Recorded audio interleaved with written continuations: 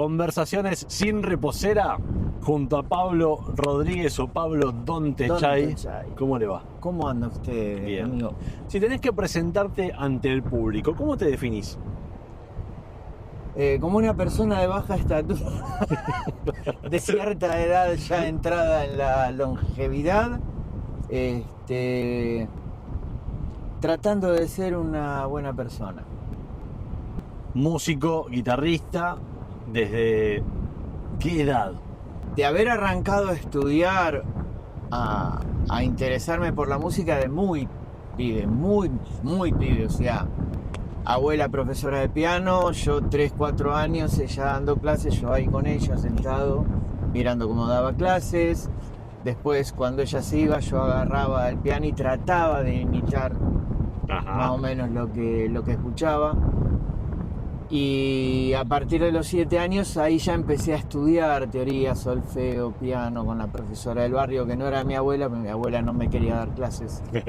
Entonces nos mandaban a la profesora de la vereda enfrente, de la avenida 7 allá en La Plata.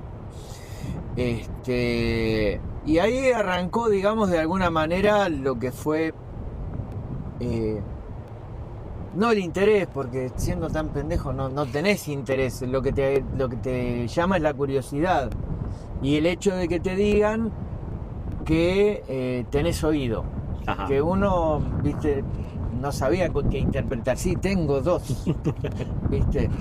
Después, con el tiempo te vas dando cuenta que lo que te quieren decir es que tenés una condición natural para ciertas cosas. Entonces yo tenía un oído bastante desarrollado, no un oído absoluto a lo Charly García, pero sí tenía un oído bastante particular con el cual yo podía seguir ciertas cosas que escuchaba y tocarlas en el piano. Y ahí arrancó un poco. Después sí, ya de adolescente empecé a estudiar, estudié en el Conservatorio de La Plata, estudié contrabajo y percusión al mismo tiempo, Sí. pero a su vez tomaba clases con un profesor particular allá en La Plata, que era el maestro Omar Florian, que era cantante del teatro argentino y a su vez también solista del Teatro Ópera de Buenos Bien. Aires. Y él me daba clases de cosas que no me enseñaban en el conservatorio. O sea, me hacía mucho hincapié en la percepción auditiva, en lo que era el trabajo armónico, trabajar con distintas cosas. No me enseñaba sobre un instrumento, sino que me daba clases de música, de cómo aplicar ciertos conocimientos en el instrumento que después yo eligiera, el Claro. que fuese. Yo particularmente soy un baterista frustrado. Mira, Siempre quise ser baterista. Hubiese sido un pésimo baterista, pero bueno, nada, a No, veces no. me doy el gusto cuando estoy grabando Claro. cositas en mi casa, bueno, viste. Pero bueno, tengo un hijo baterista, así que bueno, ahí fue que se desarrolló la cuestión. Esa fue la manera de arrancar y, digamos, en formaciones grupales arranqué a los 14 años, ponele. Y de ahí, con los más, los menos, con periodos en donde no hay nada, pero siempre estuve trabajando en bandas, siempre por suerte trabajando con bandas en las que se hacían temas propios, no cover, no versiones, no menos tributo, en aquella época no existía.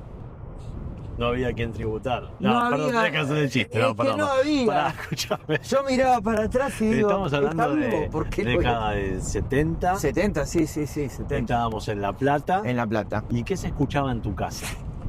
En mi casa en particular, cuando yo era pibe, se escuchaba mucho folclore, tango.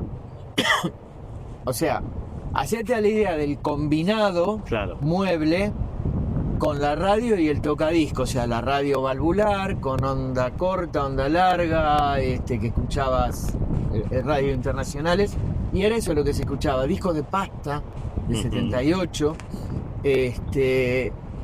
y se escuchaba lo que había. Mi viejo escuchaba mucho folclore, escuchaba mucho José Larralde, Cafrune, Chalchalero, Fronterizos. Había música en tu casa. Había Eso es lo música, que sí, sobre no podemos todo. dejar de... No, sobre todo que mi abuela era profesora de piano, Claro. entonces había mucha música clásica. Después por ahí empecé a descubrir el jazz con alguien muy particular porque yo lo conocía como miembro político de la familia, ¿no? O sea, el cuñado de una tía, Ajá. que era en ese momento, bueno, creo que hasta hace algunos años era el percusionista de los Guaguancó. Ok, bien. Pero el chabón, en sus momentos de no gira, de no show con Guaguancó, tocaba jazz. Era un tremendo baterista de jazz que había estudiado con Mingo Martino, o sea, había estado con gente muy grosa de su época. Y bueno, nos íbamos a la casa de él con mi hermano mayor a escuchar jazz. Y él nos educaba en esa. Entonces ahí nos empezamos a meter con Coltrane, Gillespie, jazz más moderno, más contemporáneo, qué sé yo, ¿viste? Qué bueno, te volaba un poco la cabeza, ¿no? Claro, imagínate que yo tenía, eso ocurrió poner entre los 10 y los 12, 13 años, que íbamos por lo menos una vez por semana a la tarde, íbamos a merendar a la casa de él, a las 6 de la tarde poner y nos quedamos hasta las 8 o 9 de la noche, escuchando jazz. Jazz. Ahí después nos volvimos medio audiófilos con mi hermano. Entonces, bueno, empezamos a ver de qué manera podíamos comprarnos un equipo de audio de alta fidelidad, así que bueno, nos fuimos armando, laburando un poco en casa, pintando las puertas, ventanas, que había muchas en esa casa. Y bueno, juntamos una guita y empezamos a comprar elementos de equipo de audio.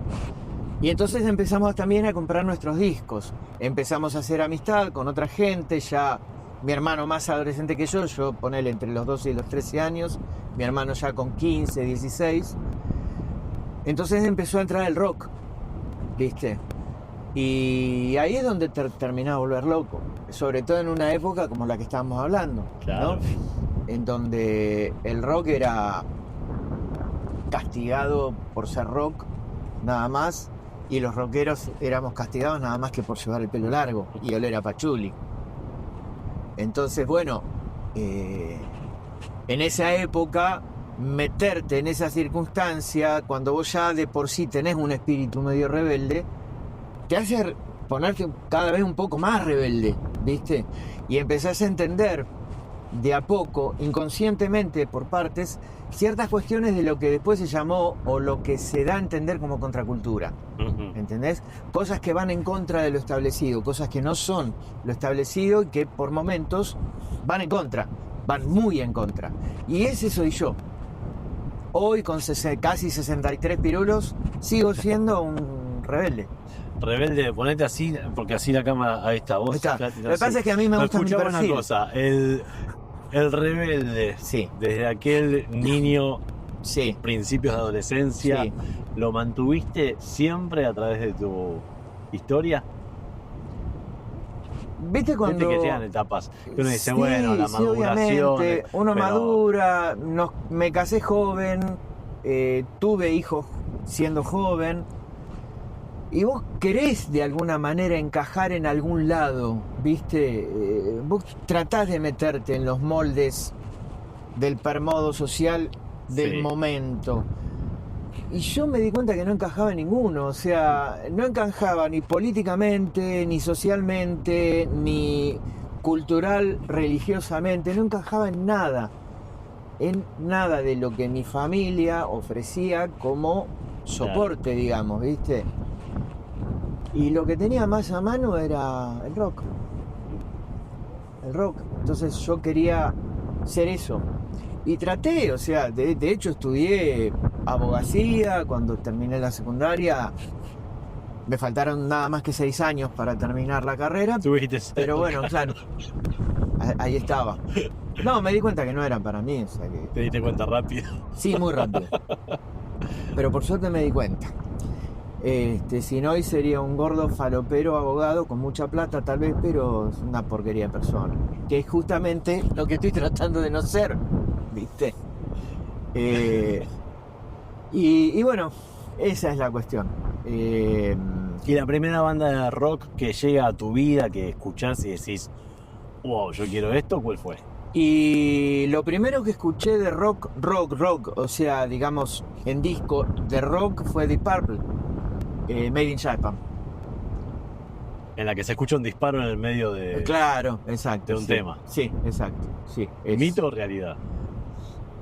Y hablan de una realidad, o sea, se cuenta eso como una Sí. realidad, pero bueno, viste, siempre está el mito, como el mito de rompan todo, viste, Total. y esa cuestión que después lo tratan de decir que no fue así el mismo protagonista. Sí, cuando igual no estabas ahí. Vos tenías el disco, ya te metí en un tema Ponele, que no te, no te compete. no estaba, pero dicen que el disparo existió, dicen que el disparo existió, viste.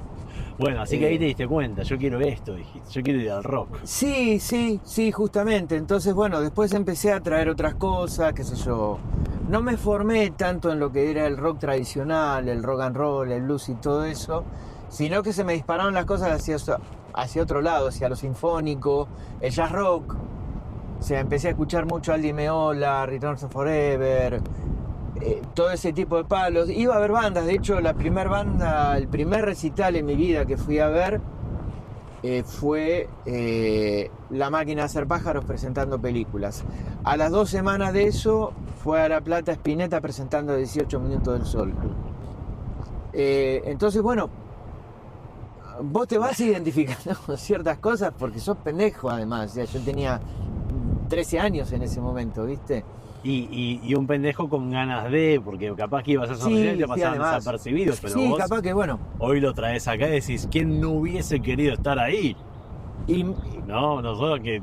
justamente, o sea, yo cuando les comento, qué sé yo, a gente, bueno, mis hijos ya son grandes, ¿no? Pero cuando le comentaba a mis hijos que ellos estaban escuchando, ponele por primera vez Serú Girán, cuando yo le decía que yo escuché la primer En presentación de Serú Girán en el Luna Park antes de que presentaran oficialmente en obras con la orquesta, yo los escuché en un festival cuando recién habían vuelto de Bucios y que tocaron ese festival y que les tiraron con de todo porque nadie entendió nada de lo Incomprendidos, de lo que querían hacer. Claro. Y yo estaba... Y hoy pienso en todo ese recorrido y digo, yo vi a Cruz y vi a León Gieco tocando solo, bancándosela solo, él solo con su guitarra y su armónica en medio de un teatro Y sus sueños, y de un total. Luna Park, ¿entendés? Vi a Pastoral en vivo, vi a Cruz y vi a La Máquina de Hacer Pájaros, vi a Nito Mestre y Los Desconocidos de Siempre, donde fuera que fueran a tocar, yo trataba de seguirlos, Claro. ¿viste? Y son experiencias que te enriquecen, que hoy vos lo mencionás y te dices, viejo, hay cosas nuevas. Sí, pero vamos a ver de dónde salieron las cosas Pero viejas y cómo vale. son los refritos de las cosas Claro. viejas, que hoy muchas cosas suenan a 70 y 80. Y sí. Y son las referencias reales de algo que en su momento, en ese momento, maduró y creció y formó una identidad. Y en un país como este, en donde el rock significó mucho más que música, ¿no? Y que hoy quizás todavía en algunas circunstancias, en algunos lugares, siga con ese tipo de significancia tan profunda, ¿no? Uno tiene que tratar de no olvidarse de dónde es que vino, porque de donde yo vine me hizo estar en donde estoy y me hace tener el objetivo para decir, bueno, a ver a dónde me lleva todo esto, ¿no? Y bueno, y en ese mix de cosas aparecen, o sea, vos estás formado por todo eso y vas formando también, porque hoy integras una banda, te traigo a la actualidad, Sí. que estás en Sobras, con los chicos, con Marce, con Dean, y digo, vos también le transmitís a ellos, que también tienen una conciencia de aquella música, Sí, pero, sí, desde tu pero lugar podés darles... lo que pasa es que yo viví en una generación anterior, o sea, viví el rock desde una generación anterior a la generación de ellos. Eso ya Sí, agarran sí. una consecuencia de un último momento de esto y de un principio del otro, ¿no? Y vos te das cuenta que hay una solución de continuidad en cuanto a idea. Claro. Quizás musicalmente no se parezcan tanto, pero en cuanto a idea, en cuanto a formación y en cuanto a piso, digamos, ¿no? Sí. En cuanto a piso, en cuanto a firmeza, sigue existiendo. Entonces es fácil esa comunicación. O sea, yo con el resto de los pibes de la banda, les digo pibes porque les llevo 20 años. ¿Eh? Entonces, hay esa cosa de decir, bueno, uno a veces funciona como una referencia en cuanto a ciertas cosas que vivió, ciertas cosas que a uno ya le pasaron y por ahí a ellos todavía no, ¿viste? Entonces hay como una cierta cuestión de que uno trata de emparejarse y a su vez trata de traer a la realidad el hecho de mirar un poco para atrás y ver qué había pasado antes, ¿viste? Está buenísimo para nutrirse, para seguir creciendo. Sí. Hoy sos parte de una banda que hace lo que decimos un rock and blues barrial. Sí. La armónica tan presente también. Sí. ¿Cómo te llevas con esto actual que tengo entendido vos no tocaste en otra etapa de tu vida? No, claro. No. Sobras es un gran aprendizaje para mí. Justamente por eso que decís. O sea, yo nunca había tocado en profundidad la música que toca Sobras. Me encanta, me gusta porque permite un montón de cuestiones que uno trae. Pero me costó mucho y me cuesta mucho también. Me cuesta mucho adaptarme, aprender cómo se suena, aprender en qué momento, aprender ciertos códigos de lo que ese estilo tiene, ¿no? Pero bueno, como traigo un cierto bagaje de ciertas cosas y cierta cultura que viene de ese palo y termina y deviene en esto también, lo entiendo, lo comprendo, más que lo entiendo. Yo te decía la vez pasada, yo soy mejor comprendedor que entendedor. Entonces comprendo ciertas cosas y eso me facilita un poco el camino, pero cuesta. Realmente cuesta. Cuesta sobre todo porque uno ya está duro, ¿viste? También tiene cosas muy cristalizadas adentro del cerebro. ¿Y qué sensación tenés ahora cuando subís a un escenario? Mirá, yo los escenarios en parte los sufro. No es la situación en la que yo me siento más cómodo, pero me gusta la liberación que provoca el escenario en donde vos, si pifiaste y ya está. ¿Viste? Y a veces, bueno, listo, ya la pifié, ya está, ya no me voy a volver a equivocar en esta parte, me voy a equivocar en otra. Pero me divierte el hecho de decir que por ahí la pifiamos y nos miramos y nos cagamos de risa, ¿viste? Y eso está muy bueno porque también es algo que no me había pasado en experiencias anteriores, ¿viste? En donde la cosa era más rígida, en donde la música no digo que fuera mejor, sino más compleja. Entonces, bueno, cuando las cosas son complejas uno tiene que estar muy atento a un montón de cuestiones que tienen que ver con la comunión entre quienes participan y donde algo se va al carajo, se va todo al carajo. En este caso, a veces es más fácil de resolver. Y digo más fácil porque no encuentro una palabra más adecuada para decirlo, porque no es en realidad fácil.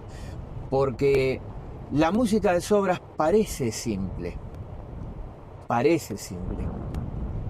Pero si vos te pones a analizar la canción en profundidad, de a ver, contame la canción y decime de dónde nace esta historia o cómo nace esta historia para que termine en esto, y vos empezás a trabajar en función de la historia, encontrás que hay un montón de complejidades, cosas muy profundas entre lo triste, lo alegre, lo profundo, lo serio y lo doloroso, ¿no?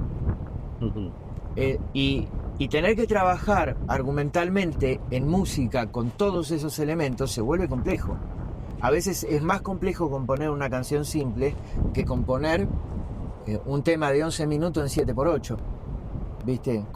Sí, me gusta el análisis porque cuando uno lo escucha y lo recibe también está bueno tener esto presente. Sí. Para poder justamente disfrutar aún más de toda la composición de la obra, ¿no? Es que justamente, o sea, yo lo que veo es que Sobras intenta transmitir arriba del escenario estados de ánimo. ¿Entendés?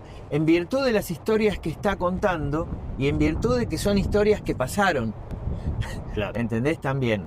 O sea, que tienen un protagonista que es real, que vivió una situación que es real, que uno la va pintando de metáforas y así también mete metáforas musicales, ¿no? En tanto que armonías y todo ese tipo de cosas. Pero bueno, qué sé yo. Yo traía otras experiencias también, Sí. de hacer música instrumental con la banda anterior, que ahora también estamos medio ahí Bufones de con Dios. los Bufones de Dios, ¿viste? Y cosas anteriores también con la saga de Saihueque, ¿viste? Y esas cosas es como que te nutren y la ventaja de esa cuestión es la amplitud de parámetros, que te da un horizonte muy amplio. Que a esta altura de mi vida yo lo que trato de hacer es aprovecharlo de la mejor manera posible. Bueno, a esta altura de tu vida llegaste con experiencias, voy a decir, muy ricas en su historia, porque en La Plata, en los 70s, 80s y 90s más Sí. precisamente, Sí. te involucraste como parte del staff de Sí. Patricio Rey y sus Sí. redonditos de ricota, Los Sí, Redondos. sí, ¿Cómo Los fue? Redondos. ¿Cómo llega esa experiencia a tu vida? ¿En qué época o con qué redondos te encontrás vos? Bien, habiendo vivido el principio de Los Redondos como espectador, o sea, habiendo visto el primer show de inauguración en el Teatro Lozano, en La Plata, y haber sido habitué de aquellos redondos, Los que repartían los redonditos lo de que ricota. repartían los redonditos de ricota cuando salías del teatro, encontrarme en el año 95 con los redondos de Lugelito, Numerito. ¿viste? Fue una cosa, y aparte de encontrarme desde adentro, no desde afuera, Total. o sea, de verlos desde arriba del escenario. Es una experiencia por momentos traumática, porque vos viviste esas cosas viendo a los tipos desde abajo del escenario de una manera determinada. Entonces vos ya en ese momento vos ves una serie de personas muy profesionales trabajando, no hinchando las bolas, Claro. ¿viste? Y haciendo lo que salga arriba de un escenario. Pese a que aquello estaba todo muy preparado, vos sabés que aquello era una cosa... Más lúdico, tal vez. Era muchísimo más lúdico, había muchísimo de juego, de improvisación, de cosas que salían como salían, y bueno, salían de la manera que eran. No tocaban bien, tampoco, no tocaban, no importaba, porque Claro, no claro. importaba demasiado, El ¿entendés? acontecimiento en sí era, ¿no? Era, claro, era otra cosa. Entonces, esto ya era otra cosa, era profesionales trabajando para un público que era absolutamente diferente a aquel. Sí, de totalmente estadio, diferente, ya, o sea, público de estadio. claro, Redondo se había convertido en un fenómeno social contracultural. Ya no era tanto un fenómeno musical. ¿Entendés? De hecho, yo entiendo que un gran porcentaje de ese público no entendía demasiado de qué hablaban. Pero ¿A había dónde que querían pertenecer, llegar? había que ir a misa. El tema era ese, que era tan profundo y tan fuerte, ¿no? Profundo y fuerte.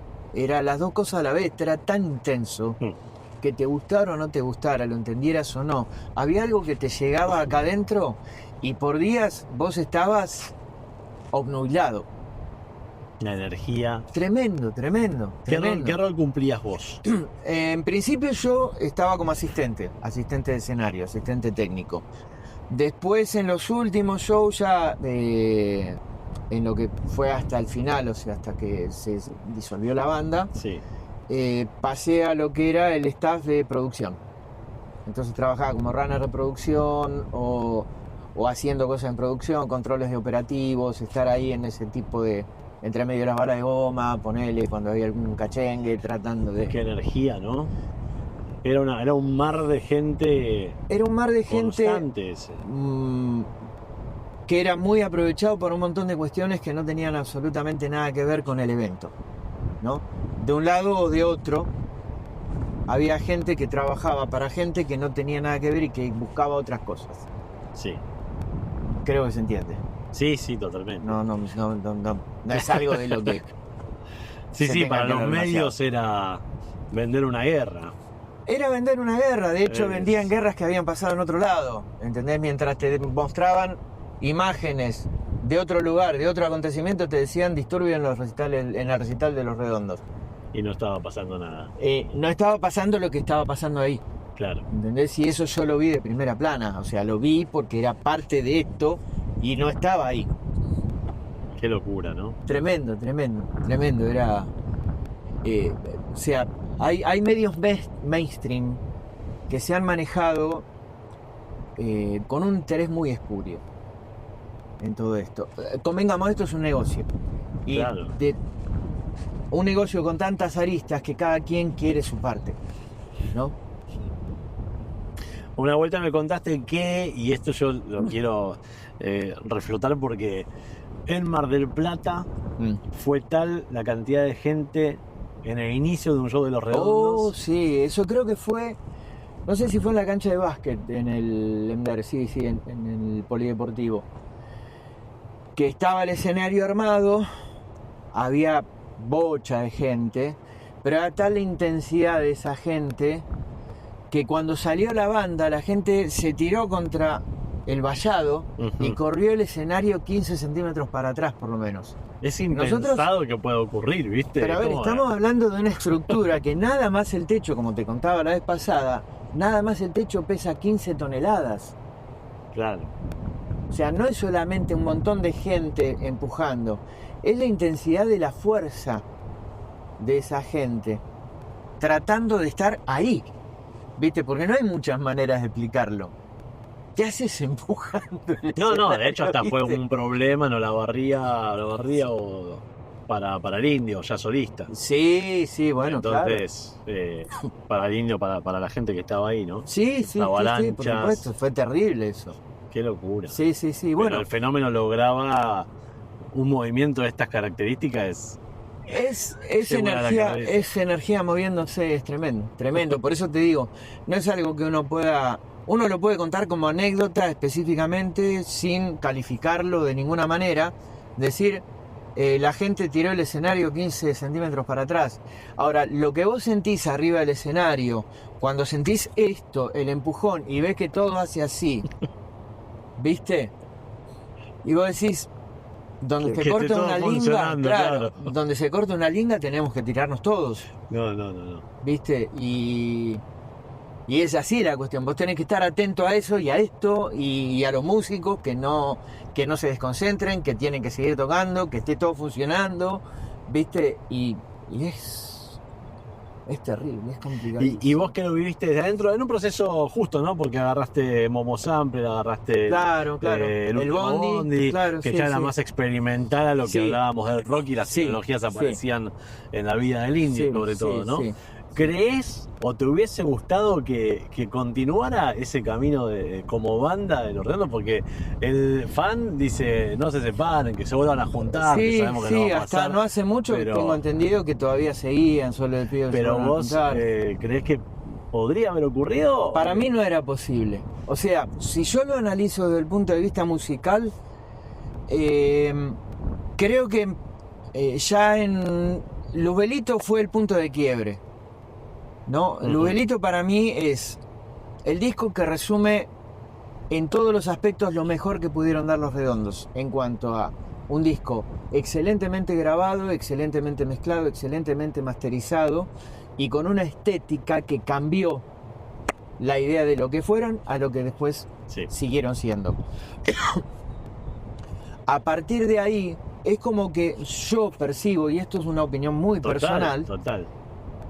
se empezó a notar que había una diferencia de intenciones compositivas, había una diferencia entre la intención de los dos compositores padres, digamos, entre el Indio y Sky, que me parece que ya no era demasiado compatible artísticamente. Yo me refiero nada más que a lo Sí, artístico, sí. ¿no?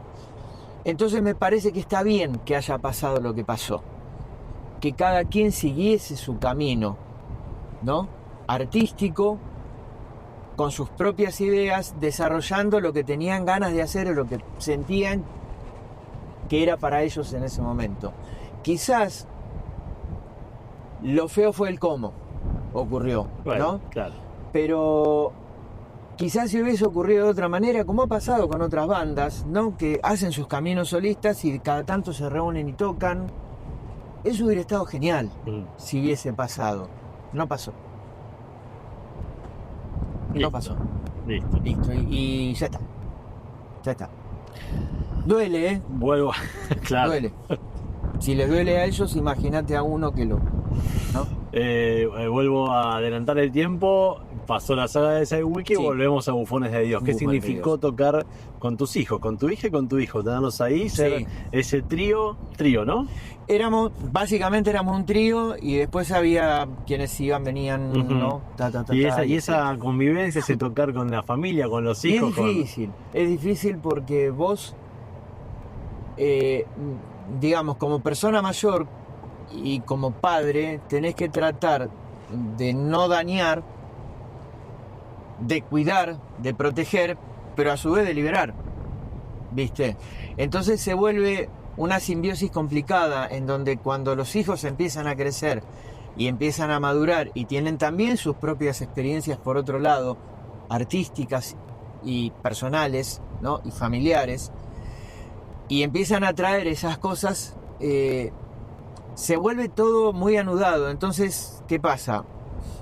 A veces vos tenés que privilegiar cómo se desarrollan las cosas, y por momentos era mucha la intensidad y bastante poca la profundidad. Ujú. Entonces, bueno, sí iban haciendo cosas que eran muy lindas, muy bonitas, por momentos muy profundas, pero a veces demasiado intensas, ¿viste? Por características no solamente musicales, sino por el tipo de música y el tipo de mensaje que llevaba la música que hacíamos con los Bufones.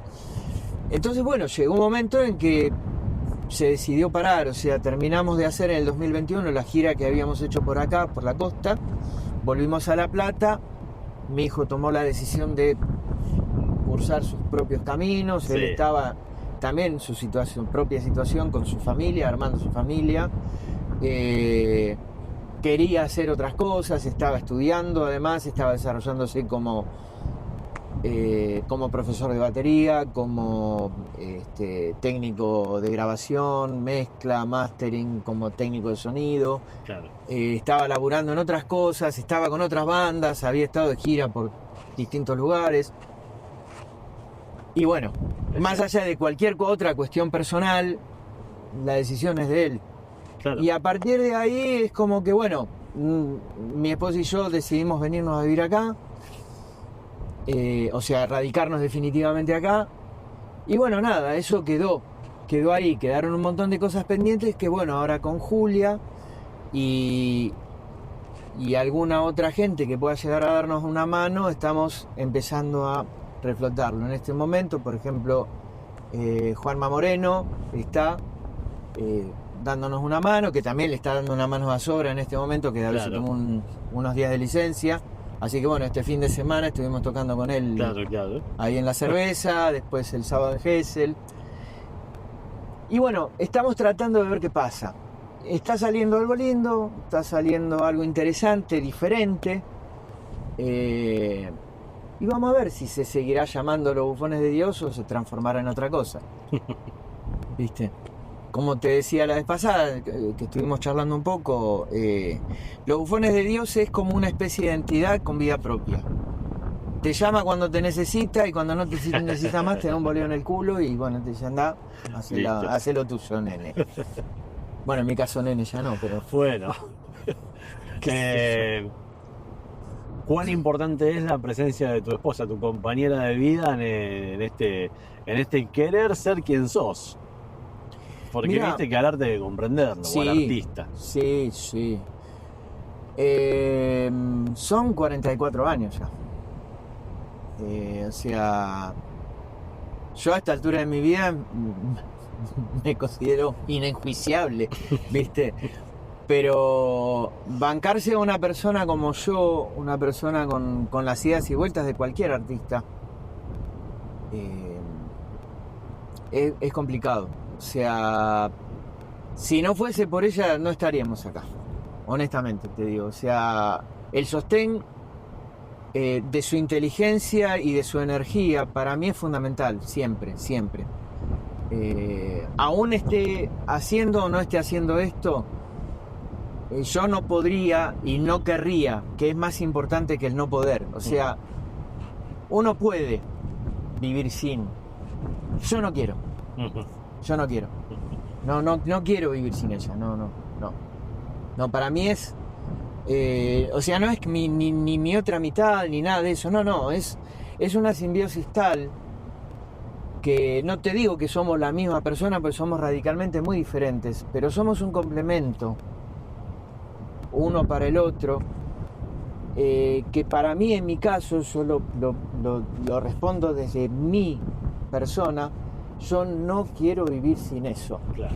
que ella es para mí. Ya no es mi esposa, es muchísimo más. No te puedo decir con palabras qué Total. es lo que significa Gabriela en mi vida. Qué lindo Sí. eso. Igual Sí, te voy a por lo menos preguntar- para mí. Qué bueno encontrar a alguien, sí. Sí, Te voy a preguntar por otra, sí. Celestina. Celestina, sí. Celestina es tu guitarra desde hace cuántos años. Y ahora en julio creo que cumple conmigo 31 años. 31 años con el mismo instrumento. Pero aparte de servicios ininterrumpidos, Celestina se ha bancado conmigo cosas, giras, que ¿Cuánto una amor? vuelta en un Sí. cambio de guitarras, el pibe que me ayudaba en ese momento, agarro la otra, le doy a Celestina, no la llega a agarrar y se cae Celestina al piso No, así. le tuviste yo. No. Estaba entre que lo quería matar a él y que quería ponerme a llorar, pero nada, o sea, después la agarré, la toqué y ni siquiera desafinada estaba.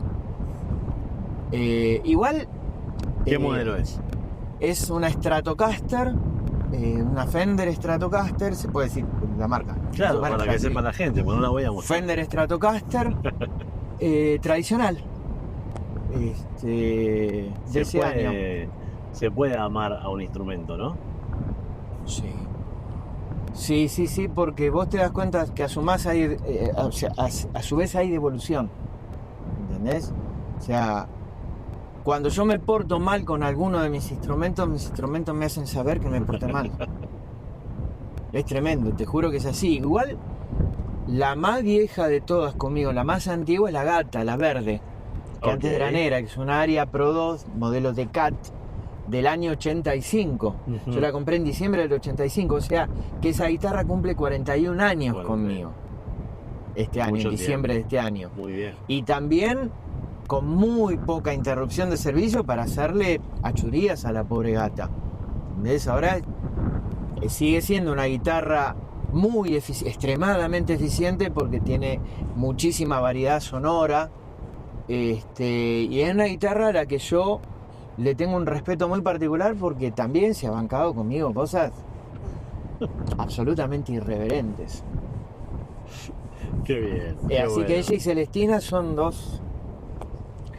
¿Qué te da Pinamar? Valeria de Mar en tu caso, pero el partido de Pinamar, Sí. Y que mirá, están viendo hace casi 5 años, ¿no? y ya este sería el sexto. 6 Este años. es el sexto invierno que ya soy residente. Sí. Y yo siempre quise venirme para este lado, desde pendejo. O sea, yo no digo que nací en Pinamar, pero yo tengo recuerdos de los 2 años estando en Valeria del Mar, cuando no era nada. O sea, recuerdo a mi viejo yendo al medio del bosque a cortar 4 pinitos para hacer un catre de 3 camas y arrancar así la construcción de una casa de familia, que era de la familia en ese momento, y siempre estar viniendo veranos, inviernos con amigos, primos, ver el crecimiento de todo esto, ver el primer casino, haberlo visto a Monzón jugando al 7,5 en el casino, qué sé yo, un montón de cosas significa. A mí Pinamar en este momento Lo tenemos acá, el patio de casa. es el patio de mi casa, ¿entendés? O sea, ¿qué más puedo pedir? No, aun cuando vos sabés que no venís todos los días, que a veces pasan semanas y mes que no venís, que no vas al mar, sabés que a la noche lo escuchás, ¿viste? Y yo no sé cómo explicarlo porque siempre quise estar acá. Siempre quise venir para acá. Y haber tenido las experiencias que tuve, estar ahora en una banda que hace rock pinamarense, porque Sobra es una banda de auténtico rock pinamarense, porque hace temas propios y defiende su propia obra. Estar tratando de reflotar mi viejo proyecto, que como te decía la vez pasada, es un no proyecto de no grupo, pero bueno, en definitiva implica gente tocando en este momento, tocando música.